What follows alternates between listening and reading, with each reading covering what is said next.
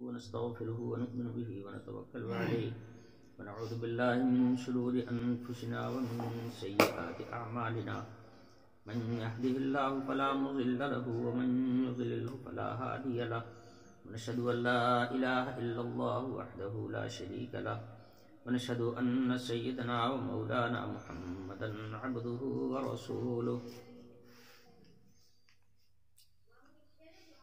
أما بعد فأعوذ بالله من الشيطان الرجيم بسم الله الرحمن الرحيم وآتاكم من كل ما سألتموه وإن تعدوا نعمة الله لا تحصوها إن الإنسان لظلوم كفار.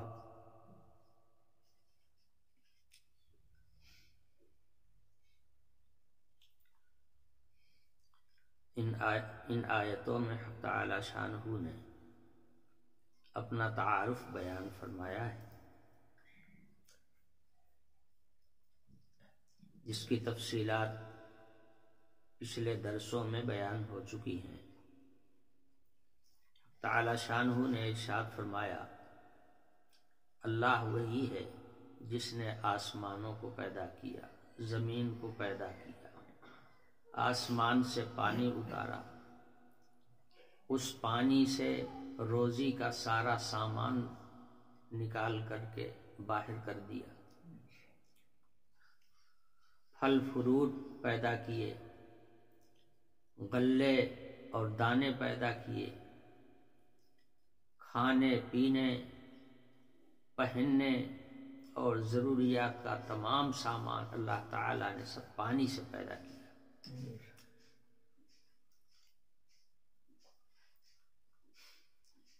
اسی طرح سے رزق حاصل کرنے کے لیے زمین کے مختلف حصوں میں آمد و رفت کرنے کے لیے اللہ تعالی نے خشکی میں بھی سواری کا انتظام کر دیا اور سمندروں میں بھی اللہ تعالی نے تمہارے آنے جانے کے لیے سواری کا انتظام فرما دیا.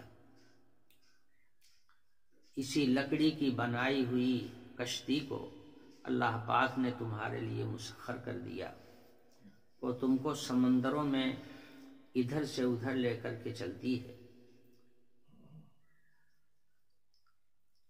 نہروں کو اللہ پاک نے تمہارے لیے مسخر کر دیا، جس سے تم اپنے باغات کی اور اپنی زمینوں کی سینچائی کرتے ہو.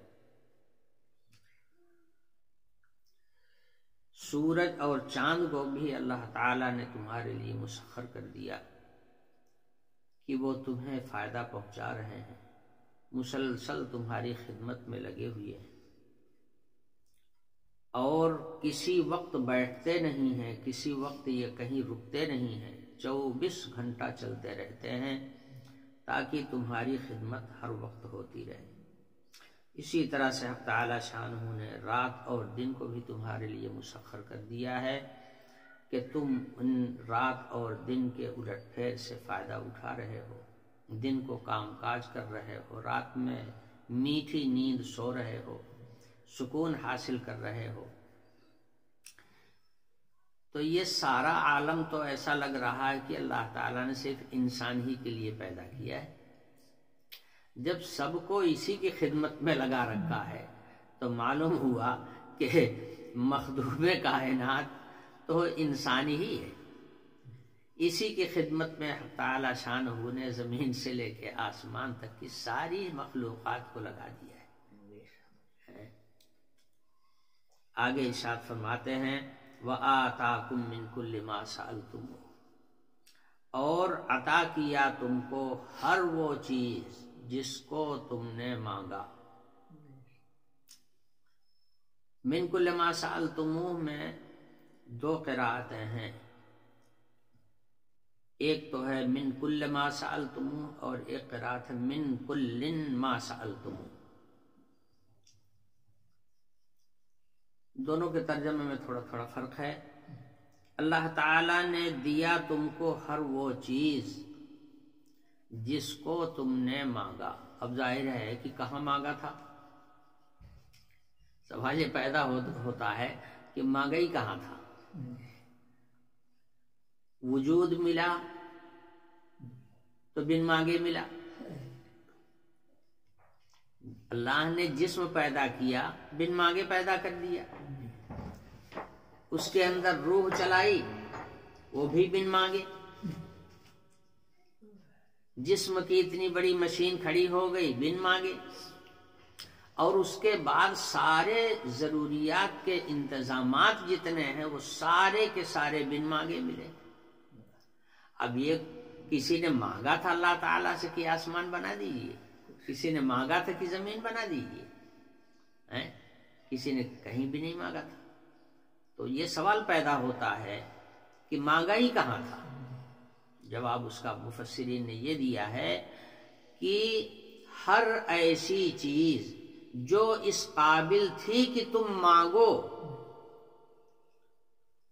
بن مانگے اللہ نے تم کو دے دیا، تھی اس قابل کہ تم مانگتے اور کہتے کہ اللہ پاک ہم کو یہ دے دیجیے، لیکن اس کے باوجود تم نے مانگا نہیں تھا، اللہ تعالیٰ نے دے دیا،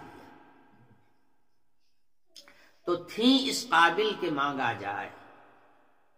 اللہ پاک نے اپنی جانب سے وہ نعمتیں تم کو عطا کر دیا۔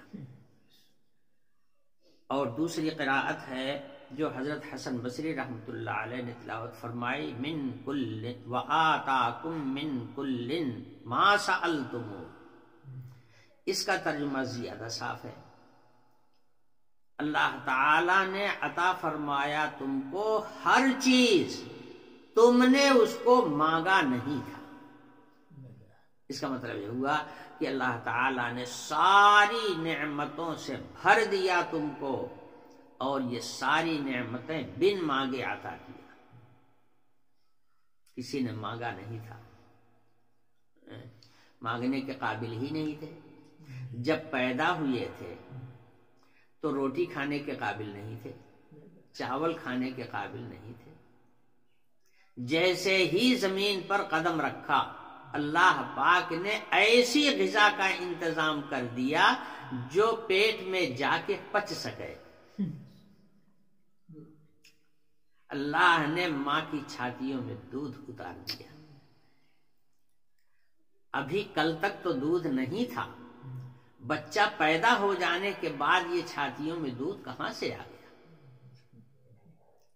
ہے کوئی بنانے والا، ہے کوئی پیدا کرنے والا، اس نے اس پیدا ہونے والے بچے کی غذا جو اس کے قابل ہو، جو اس کے پیٹ میں ہضم ہو سکے، بچ سکے، ایسی غذا کا انتظام اللہ پاک نے کیا۔ کس نے مانگا تھا؟ کس نے کہا تھا اللہ تعالیٰ سے؟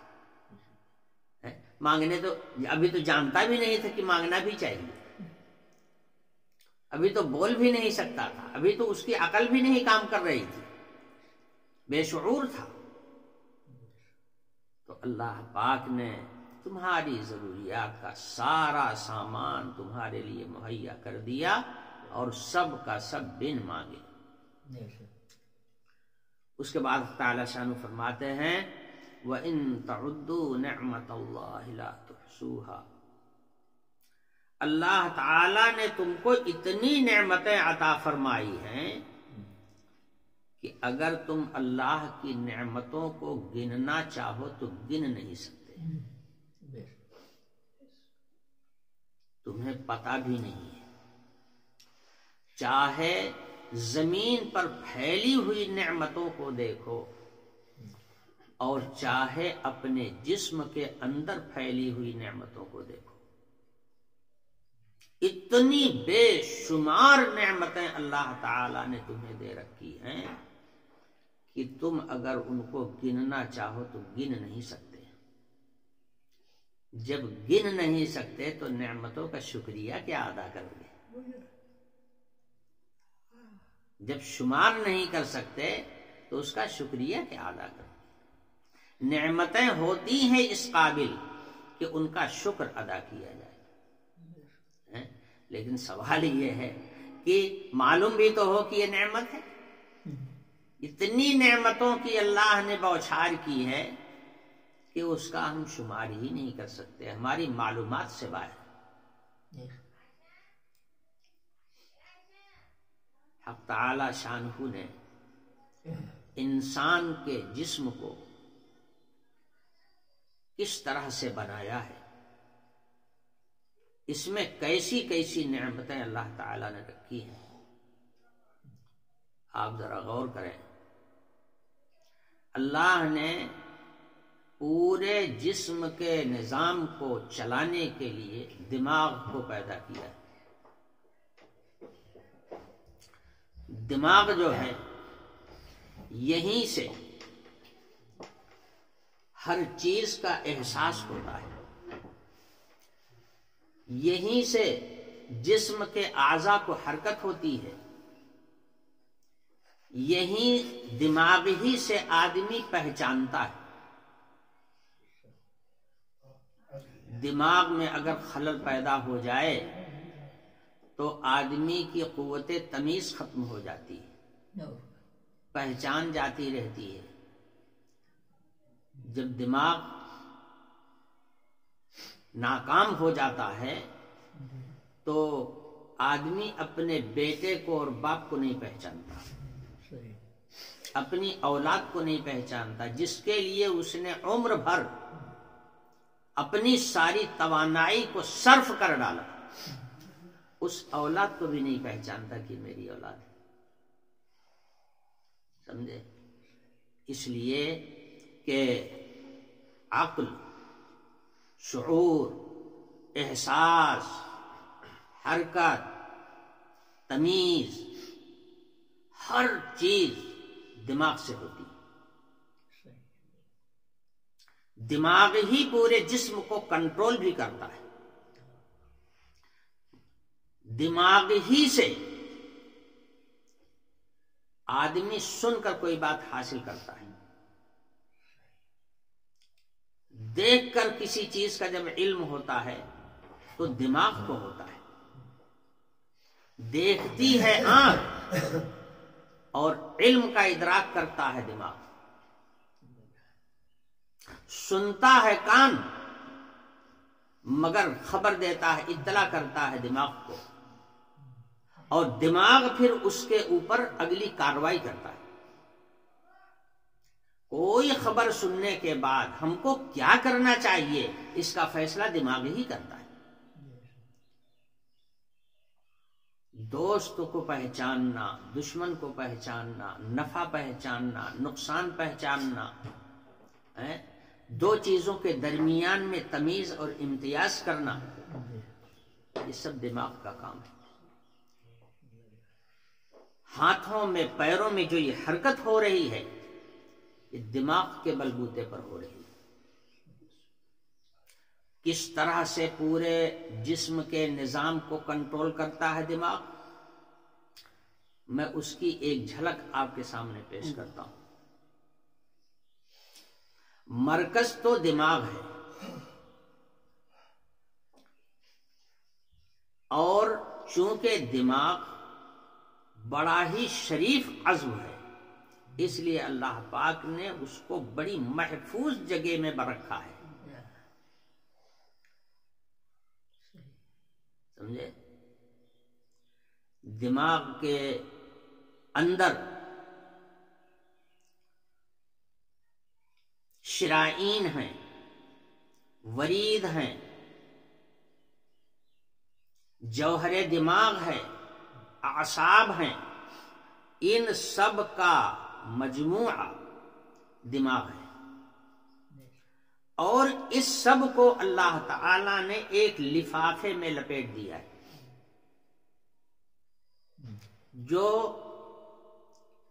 جس کو آپ بھیجا بولتے ہیں۔ یہ ان چار چیزوں کا مجموعہ ہے، اور بناوٹ اس کی عجیب و غریب قسم کی ہے، جس کو یہاں سمجھایا نہیں جا سکتا، وہ دیکھنے سے تعلق رکھتا ہے۔ سب کو ان چاروں اجزاء کو ایک جھلی کے اندر اللہ تعالیٰ نے لپیٹ کر کے کھوپڑی کے اندر رکھ دیا ہے۔ اس کے اوپر ایک اور جھلی لگائی ہے جو موٹی جھلی ہے، اس کو ام الدماغ کہتے ہیں۔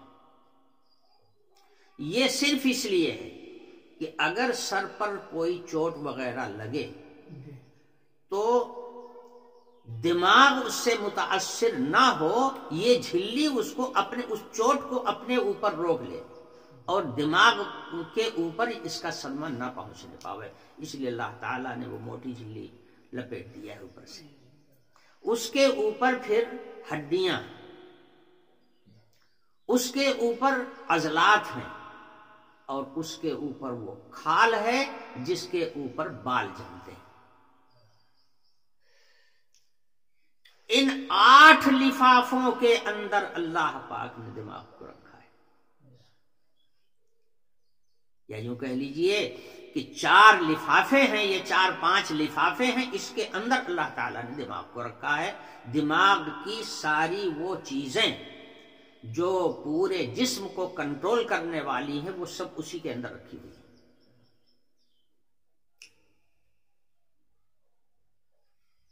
ہے کوئی بنانے والا ایسا؟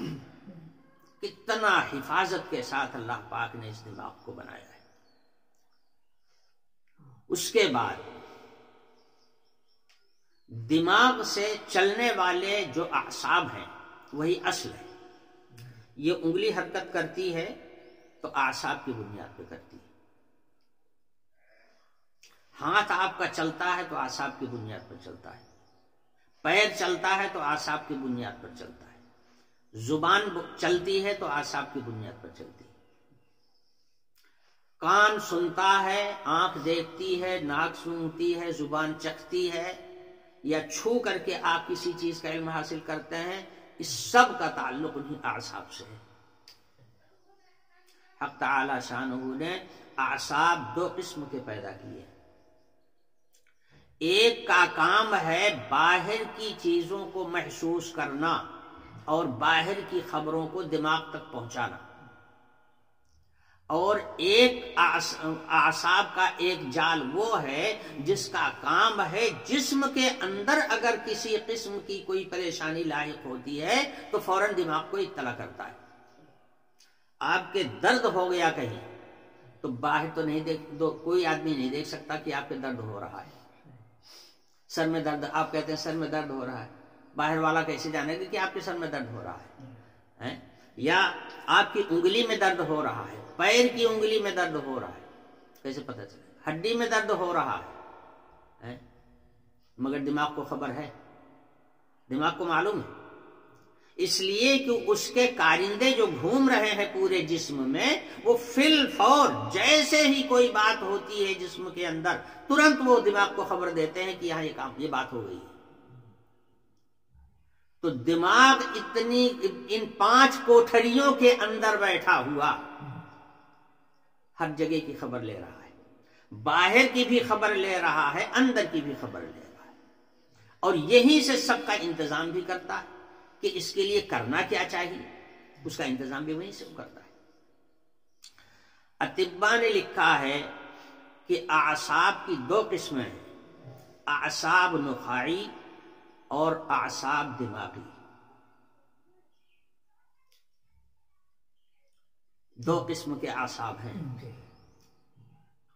اعصاب نخاعی جو ہے اس کو حرام مغز بولتے ہیں۔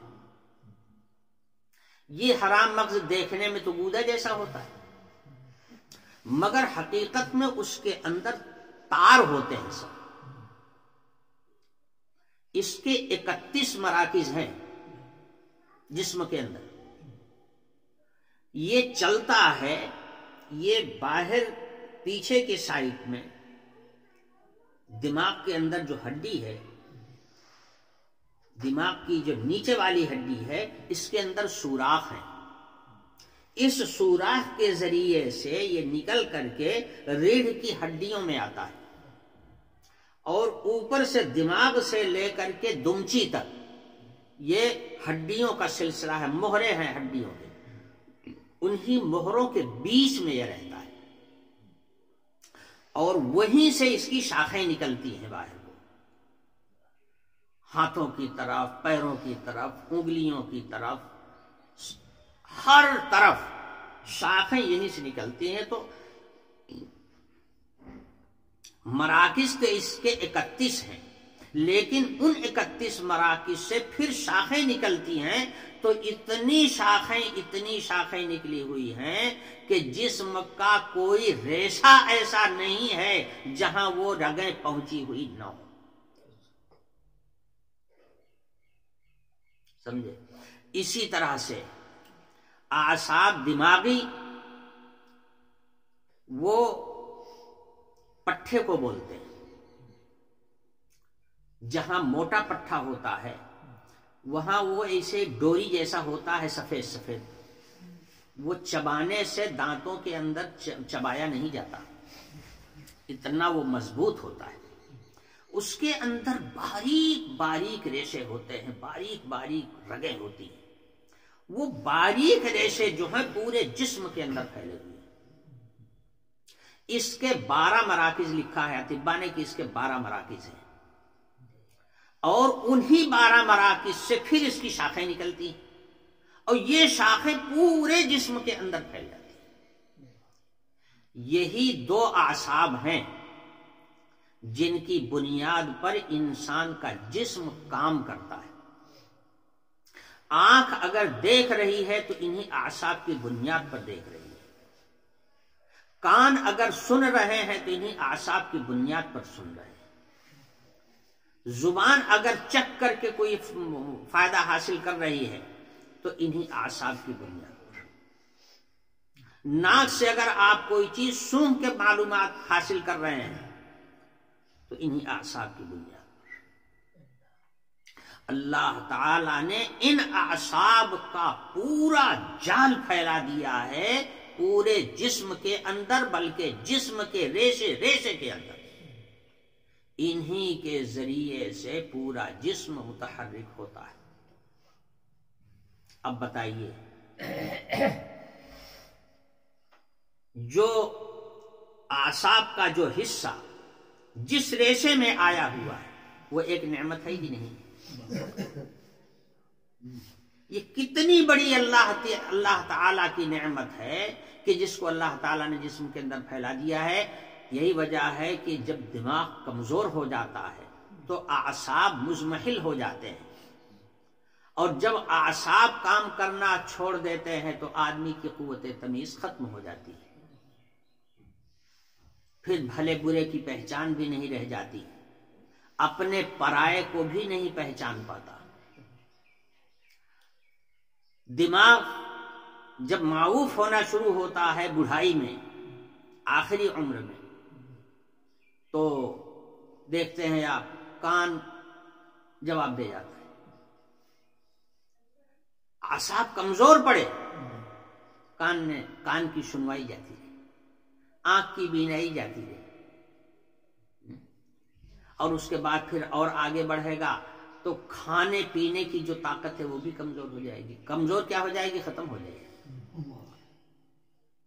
یہی اعصاب جو آپ کے حلق میں ہیں، جن کی وجہ سے آپ کھانے کو نگلتے ہیں اندر، اگر یہ اعصاب، اگر دماغ کمزور ہوا تو یہ اعصاب کمزور ہو جائیں گے، اعصاب کمزور ہو جائیں گے، نگلنے کی طاقت ختم ہو جائے گی.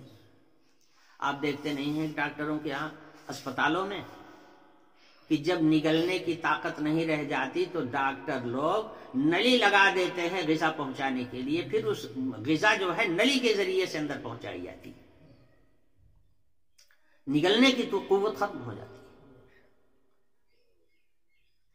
صرف یہی ایک چیز پر اگر آدمی غور کر لے کہ یہ اعصاب کا جو جال اللہ پاک نے پورے جسم کے اندر پھیلا دیا ہے، اس کا ایک ایک رواں اللہ کی کتنی بڑی نعمت ہے. تو ان روؤں کو اور ان ریشوں میں پھیلے ہوئے اعصاب کو بھلا کوئی گن سکتا ہے؟ حق تعالی شان فرماتے ہیں تم اللہ کی نعمتوں کو گن نہیں سکتے، کیا تم شکر کرو گے اللہ کا؟ تمہاری کیا اوقات ہے کہ تم اللہ کا شکر ادا کر سکو؟ یہ تو بس اللہ کا فضل ہے کہ تم تھوڑا موڑا شکر کر لیتے ہو، اللہ تعالیٰ اسی کو قبول فرما لیتے ہیں، ورنہ تم اللہ کی نعمت کا شکریہ کیا ادا کرو؟ اللہ تعالیٰ فرماتے ہیں قلیلا ما تشکرون، تم بہت کم شکر کرتے ہو، کیا تم شکر کرو گے؟ یہ تو ان لوگوں کے لیے ہے جو شکر گزار ہیں، مومن بندے ہیں، اور جو ناشکرے ہیں، کافر ہیں، ان کا تو پوچھنے ہی کیا۔ وہ تو اللہ کی ان نعمتوں کو اللہ کی نعمت جانتے ہی نہیں، وہ تو یہ سمجھتے ہیں کہ یہ سارا ہمارا کمال ہے، اپنے دماغ کو، اپنے ہاتھ پیر کی مضبوطی کو، اپنے جسم کی طاقت کو وہ سمجھتے ہیں یہ تو سارا ہمارا کمال ہے، وہ اللہ کی چیز سمجھتے ہی نہیں۔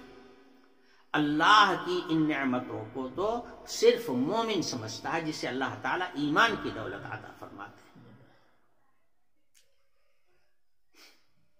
اللہ تعالیٰ کی نعمتوں کا، اسی لیے تو اللہ تعالیٰ نے ارشاد فرمایا فَبِأَيِّ آلَاءِ رَبِّكُمَا تُكَذِّبَانِ، تم اللہ کی کن کن نعمتوں کو جھٹلاؤ گے؟ ہم آپ جو کھانا کھاتے ہیں، کھاتے ہیں یا پیتے ہیں، دودھ پیتے ہیں، جوس پیتے ہیں، جو چیز بھی پیتے ہیں، کھانے کی چیز ہو یا پینے کی چیز ہو، یہ منہ کے ذریعے سے، حلق کے ذریعے سے نیچے اترتی ہے، نلی ہے حلق سے سیدھی گئی ہوئی ہے معدے کی طرف۔ اب دیکھیے، یہی حلق میں دو نالیاں ہیں، ایک کو حنجرہ کہتے ہیں اور ایک کو مری کہتے ہیں۔ مری جو ہے یہ غذا کی نالی ہے، اور حنجرہ جو ہے یہ ہوا کی نالی ہے۔ ہر وقت آدمی سانس لے رہا ہے نا، سانس آ رہا ہے جا رہا ہے، اگر سانس آنا جانا بند ہو جائے تو آدمی مر جائے گا۔ سانس لینا ضروری ہے، یعنی باہر کی آکسیجن کا اندر پہنچنا ضروری ہے۔ اللہ نے انتظام کر دیا، پھیپھڑا بنا دیا ہے، پھیپھڑا جو ہے ہر وقت سکڑتا پھیلتا رہتا ہے اور ہوا کو کھینچتا رہتا ہے، اسی لیے ہم کو آپ کو سانس آتی ہے، چاہے سوتے رہیے تو جاگتے رہیے تو سانس چلتا رہے گا۔ تو سانس کی بھی نالی ہے جو ڈائریکٹ پھیپھڑے پر گئی ہوئی ہے، اور اسی حلق میں وہ کھانے کی نالی بھی ہے، سمجھے؟ لیکن حال یہ ہے کہ اگر کھانا یا پانی ہوا والی نالی میں چلا جائے تو پھر آدمی مر جائے گا، زندہ نہیں رہ سکتا۔ اور وہیں بغل ہی اسی بالکل ایک پردے کی آڑ میں دونوں ہیں، اس طرح سے ایک نالی یہ کھانے والی ہے، ایک نالی یہ ہوا والی ہے، دونوں ایک اس طرح سے دونوں پیوست ہیں۔ اللہ تعالی کی کاریگری دیکھو، اس کے حنجرے کے اوپر اللہ تعالی نے گوشت کا ایک لوتھڑا پیدا کیا ہے، وہ بھی اعصاب ہی سے ہے بنا ہوا، وہ لوتھڑا سیدھا کھڑا رہتا ہے، آدمی سانس لے رہا ہے، سانس آ رہا ہے جا رہا ہے، وہ کھڑا رہتا ہے۔ لیکن جب کوئی چیز کھاتا ہے یا پیتا ہے اور اندر کی جانب لے جاتا ہے تو وہ کھڑا ہوا ٹکڑا گوشت کا وہ پھٹ سے جا کر کے وہ ہوا کی نالی کو بند کر دیتا ہے، ہوا کی نالی کو جا کر کے روک لے، ڈھکن کی طرح سے اس کے اوپر جا کر کے ڈھانک لیتا ہے اس کو، تاکہ یہ کھائی اور پی ہوئی چیز اس نالی میں نہ جانے پاؤ۔ اتنا بڑا سپاہی، اتنا بڑا چپراسی تو کوئی آدمی بھی نہیں ہو سکتا کہ جو اتنی بڑی نگرانی کر سکے، اتنی بڑی پاسبانی کر سکے، انسان کے بھی بس کی بات نہیں۔ اس لیے کہ کھانے اور پینے میں تو آدمی جہاں ہی جو کوئی چیز پائے گا دن سے منہ میں ڈالتا ہے اور کھا لیتا ہے اس کو، اور کھا کے اس کو یہ اطلاع تھوڑے دیتا ہے کہ میں اب کھانے چل رہا ہوں، دیکھنا ذرا ہوشیار رہنا، کہیں کھانا میرا جو ہے وہ ہوا کی نالی میں نہ جانے پاوے، یا میں پانی پینے چل رہا ہوں ذرا ہوشیار رہنا، بتاتا ہے کیا کوئی؟ کچھ نہیں، بس ارادہ کرتا ہے۔ وہ اتنا چست اور چالاک ہے اور اتنا فٹ ہے ہر وقت کہ اگر کھائی ہوئی چیز اندر گئی फट से जा करके वो उसके मुंह को बंद कर देता है। कितनी बड़ी अल्लाह की नेमत है ये इतना बड़ा टुकड़ा है गुज़रूफ का, मगर कितना कीमती है कि आपकी जान समझ लीजिए कि उसी की बुनियाद पर बची हुई है। वो अगर ढांकना बंद कर दे तो यही पिया हुआ पानी अगर हवा की नाली में चला गया तो आपका दम तोड़ देने के लिए काफी है, आपकी जान ले लेने के लिए काफी है। फबिअय्यि आलाइ रब्बिकुमा तुकज़्ज़िबान, अल्लाह की किन किन नेमतों को झुठलाओगे। अच्छा, फिर आगे देखिए, ये खाई और पी हुई चीज यहां से मरी के जरिए से वो यानी वो खाने वाली जो नाली है उसके जरिए से डायरेक्ट मैदे में पहुंचती है, समझे। मैदे को भी अल्लाह ताला ने अजीब बनाया है। 4 परतों से मैदा बना है। पहले एक ऊपर आबदार झिल्ली होती है, उसके नीचे अजलात की वाली परत होती है, उसके नीचे फिर एक आबदार झिल्ली होती है, उसके नीचे ये जो आबदार झिल्ली होती है ये खानादार होती है, उसके नीचे चौथी परत जो होती है वो एक ऐसी झिल्ली है जिसके अंदर रेशे निकले हुए और हर रेशे पर एक गुदूद लगा हुआ है, वो सबसे अंदर वही है, गोया असली पेट वही है। आपकी खाई हुई ग़िज़ा पेट में उसी जगह पर पहुंचती है। अल्लाह ताला ने उस झिल्ली के अंदर ये पावर पैदा किया है कि उसमें से हज्म करने का मादा रिश्ता रहता है। वो जो छोटे छोटे गुदूद होते हैं उन रेशों के ऊपर, रेशों के मुंह पर होते हैं, उनमें से एक सयाल चीज निकलती है, यानी पानी जैसा निकलता है, वही कुव्वत हाजमा होता है। खाई पी हुई चीज जो होती है जब पेट में पहुंच जाती है तो फिर वो हज्म का अमल शुरू करता है। मैदा जो है हज्म का अमल शुरू करता है, गोया ग़िज़ा को आपकी बटोर लेता है। इसीलिए इस बात का ख्याल रखना चाहिए कि एक खाने के बाद जब तक वो खाना हज्म न हो जाए दूसरा खाना नहीं खाना चाहिए, वरना मैदा जो है मुतासिर होता है उससे। अब उसने अब हज्म का अमल शुरू किया और आपने दूसरी चीज फिर ठोक दिया उसी के अंदर, तो फिर उसको फैलना पड़ेगा, फिर उसके बाद उसको समेटना पड़ेगा, तो इससे खलल पड़ेगा और मैदे के खराब हो जाने का भी अंदेशा है। अब देखिए, इन 4 परतों के अंदर रहने वाली उस झिल्ली में अल्लाह ने ये ताकत पैदा की है कि आपकी खाई हुई चीज को वो अपने अंदर, पहले तो हज्म का अमल इस तरह से शुरू होता है कि जो मैदे की कुव्वत हाजमा है वो निकल करके इस खाने में शामिल होती है। फिर मैदे की गर्मी जो 4 परतों के अंदर अल्लाह ने गर्मी पैदा कर रखा है।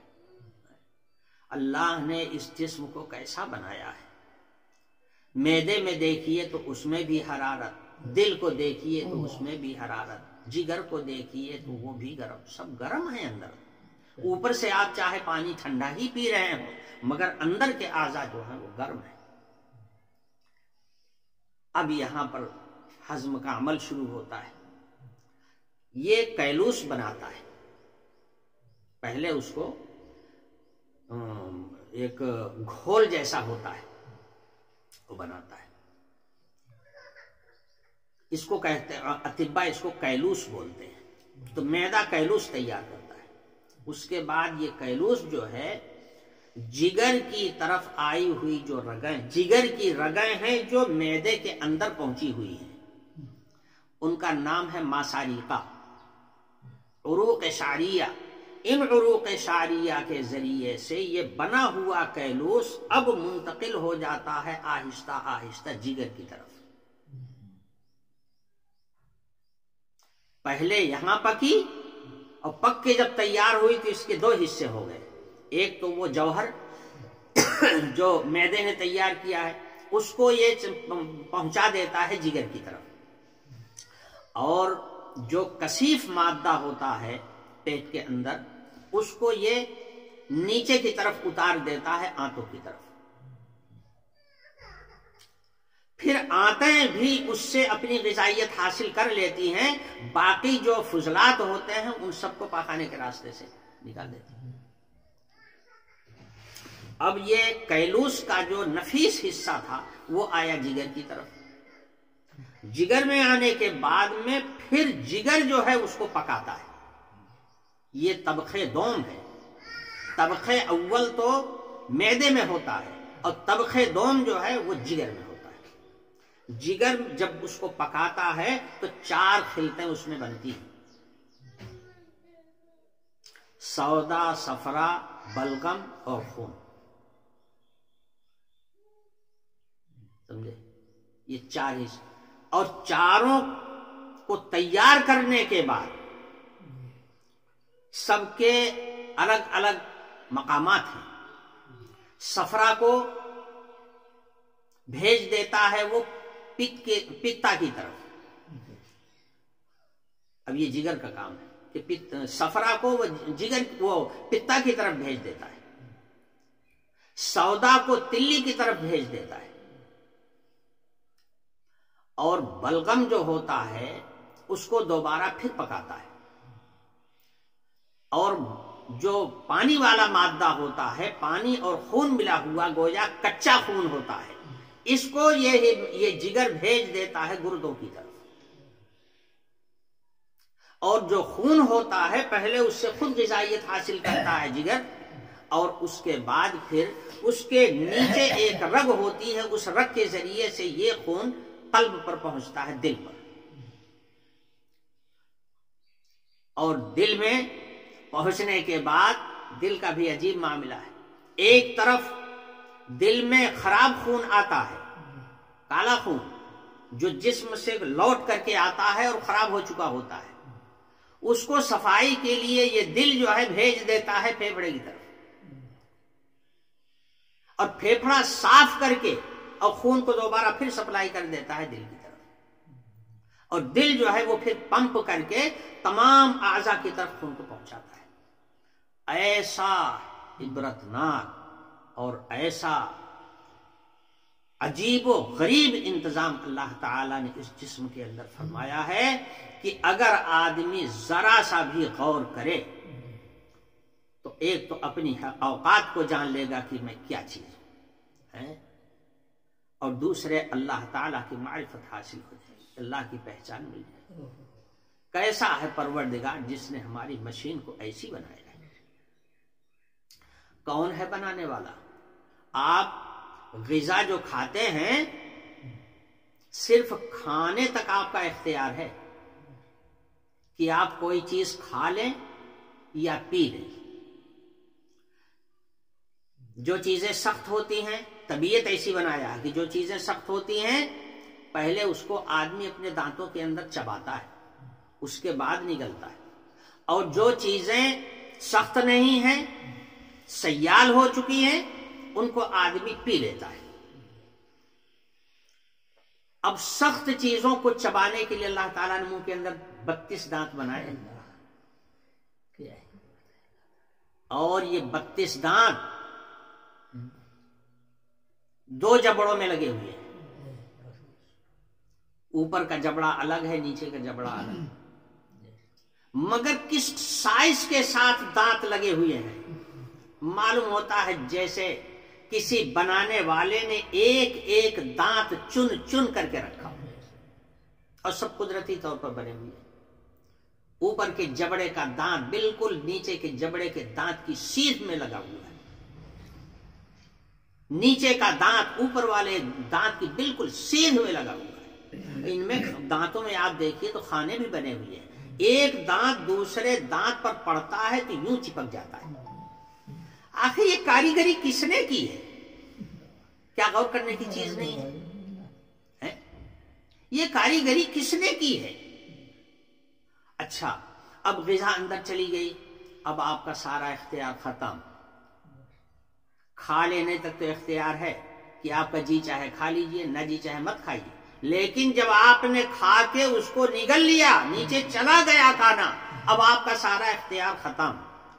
اب آپ اگر چاہیں کہ اس کو واپس کر لیں تو واپس نہیں کر سکتے، اگر آپ چاہیں کہ روک لیں تو روک نہیں سکتے۔ اب جتنا نظام ہے اندر کا وہ سارا کا سارا آپ کے اختیار کے باہر ہے۔ کس نے اس دل کو سمجھا دیا ہے کہ تم پمپ کیا کرو؟ کس نے اس جگر کو سمجھا دیا ہے کہ تم خلط کو پکا کر کے 4 خلطیں تیار کیا کرو؟ کس نے اس معدے کو یہ سمجھا دیا ہے کہ تم اپنا کیلوس بنا کر کے جگر کی طرف بھیج دیا کرو؟ جگر کو کس نے سمجھا دیا ہے کہ تم کیموس تیار کرو، کیموس کو پھر تم پتے کی طرف، تلی کی طرف اور گردے کی طرف بھیج دیا کرو، یا دل کی طرف خون کو بھیج دے؟ کس نے سمجھایا؟ یقیناً ہے کوئی اس مشین کا بنانے والا، یقیناً ہے کوئی ان کو سجھاؤ دینے والا۔ جس نے بنایا ہے اس مشین کو وہ بہت بڑی ذات ہے۔ فتبارک اللہ احسن الخالقین، کیا اچھی بناوٹ میں انسان کو بنایا ہے۔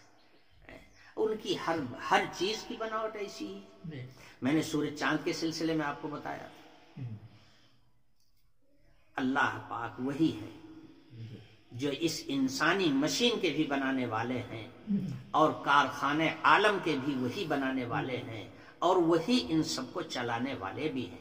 اور انہوں نے ہر ایک کو ایک مدت مقرر تک کے لیے بنایا ہے، وہ مدت پوری ہو جائے گی تو یہ سب ختم بھی ہو جائے گی، مگر وہ باقی رہیں گے جنہوں نے ان کو بنایا ہے۔ کل من علیہا فان ویبقی وجہ ربک ذو الجلال والاکرام۔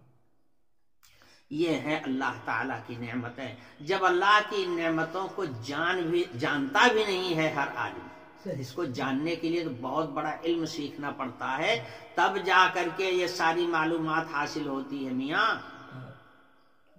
ورنہ عام آدمی کیا جانے کہ جگر کیا چیز ہے، اور ماساریقہ کیا چیز ہے، اور کیلوس کیا چیز ہے، اور کیموس کیا چیز ہے، کیا جانے کوئی؟ بس اتنا جانتا ہے کہ آج پیٹ ہمارا خراب ہو گیا ہے، آج دست بہت آ گیا ہے، آج ہمارا موڈ پراتا ہے، آج ہمارے بخار، اتنے جانتا ہے، اس کے آگے کچھ نہیں جانتا کہ اندر کیا ہے اور کیا ہو رہا ہے۔ اللہ رب العالمین وہی ہیں جنہوں نے اس کارخانے عالم کی ایک ایک چیز کو انوکھے انداز پر بنایا ہے۔ اللہ وہی ہیں جنہوں نے انسان کی اس مشین کو بنایا ہے۔ فتبارک اللہ احسن الخالقین۔ اسی کو تعالیٰ شانو فرماتے ہیں وَإِن تَعُدُّوا نِعْمَةَ اللَّهِ لَا تُحْصُوهَا۔ اللہ کی اتنی نعمتیں ہیں کہ اگر تم گننا چاہو تو گن نہیں سکتے ہو۔ آگے فرمائے ان الانسان لظلوم کفار، انسان جو ہے بڑا ظالم اور بڑا ناشکرا ہے۔ اور میں نے بتایا آپ کو، یہ آیت میں بھی ارشاد فرما دیا گیا کہ قلیلا ما تشکرون، تم بہت کم شکر کرنے والے ہیں۔ اور شکر گزاری پر انعام کا بھی وعدہ اللہ پاک نے فرمایا، فاذکرونی اذکرکم واشکروا لی ولا تکفرون۔ مجھے یاد کیا کرو، میں بھی تمہیں یاد کروں گا، میرا شکر کیا کرو، میری ناشکری نہ کیا کرو۔ ایک ایک دانے میں میری کار فرمائی نمایاں ہے، میری پہچان موجود ہے۔ ایک ذرے کو بھی اٹھا کے غور کرو گے تو میری پہچان تم کو اس کے اندر ملے گی۔ مگر انسان ناشکرا، میں نے بتایا مومن جو ہوتا ہے وہ ان باتوں کو سوچتا ہے، جو غیر مومن ہوتا ہے وہ تو کہتا بس ہم ہی ہم ہیں، آگے کسی چیز کو سوچنے کو تیار ہی نہیں۔ مومن سوچتا ہے اور مومن ہی اللہ کا شکر بھی کرتا ہے۔ اللہ کا شکر گزار بندہ مومن ہی ہے، کافر اللہ کا شکر گزار نہیں، وہ تو ناشکرا ہے۔ مومن اللہ کا شکر گزار بندہ ہوتا ہے۔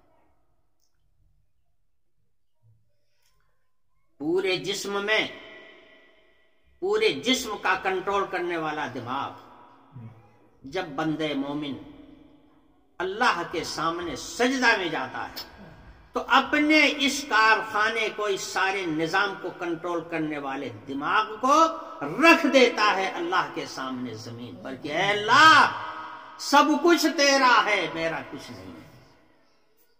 سجدے کی حالت میں بندے مومن اپنے سر کو رکھ دیتا ہے اللہ کے سامنے کہ اللہ یہ سب کچھ تیرا ہے۔